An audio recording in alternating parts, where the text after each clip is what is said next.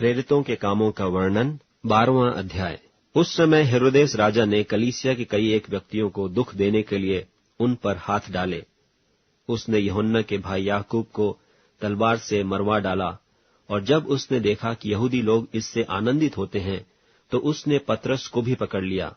वे दिन अख़मीरी रोटी के दिन थे, और उसने उसे पकड़ के बंदीगृह में डाला और रखवाली के लिए 4-4 सिपाहियों के 4 पहरों में रखा, इस मनसा से कि फसह के बाद उसे लोगों के सामने लाए।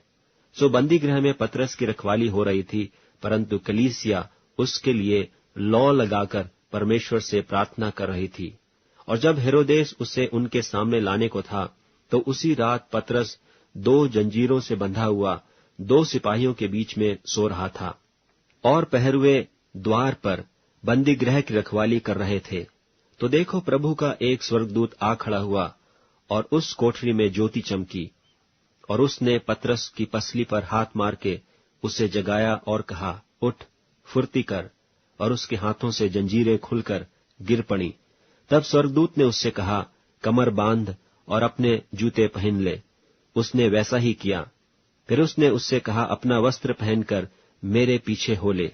वह निकलकर उसके पीछे हो लिया, परंतु यह न जानता था कि जो कुछ स्वर्गदूत कर रहा है वह सचमुच है, वरन यह समझा कि मैं दर्शन देख रहा हूं। तब वे पहले और दूसरे पहरे से निकलकर उस लोहे के फाटक पर पहुंचे जो नगर की ओर है। वह उनके लिए आप से आप खुल गया, और वे निकलकर एक ही गली होकर गए। इतने में स्वर्गदूत उसे छोड़कर चला गया। तब पतरस ने सचेत होकर कहा, अब मैंने सच जान लिया कि प्रभु ने अपना स्वर्गदूत भेजकर मुझे हेरोदेस के हाथ से छुड़ा लिया और यहूदियों की सारी आशा तोड़ दी। तीमुथियुस के नाम पौलुस प्रेरित की दूसरी पत्री 4 अध्याय। क्योंकि अब मैं अर्घ की नाई उंडेला जाता हूं, और मेरे कूच का समय आ पहुंचा है। मैं अच्छी कुश्ती लड़ चुका हूं, मैंने अपनी दौड़ पूरी कर ली है, मैंने विश्वास की रखवाली की है। भविष्य में मेरे लिए धर्म का वह मुकुट रखा हुआ है, जिसे प्रभु जो धर्मी और न्यायी है मुझे उस दिन देगा, और मुझे ही नहीं वरन उन सब को भी जो उसके प्रगट होने को प्रिय जानते हैं।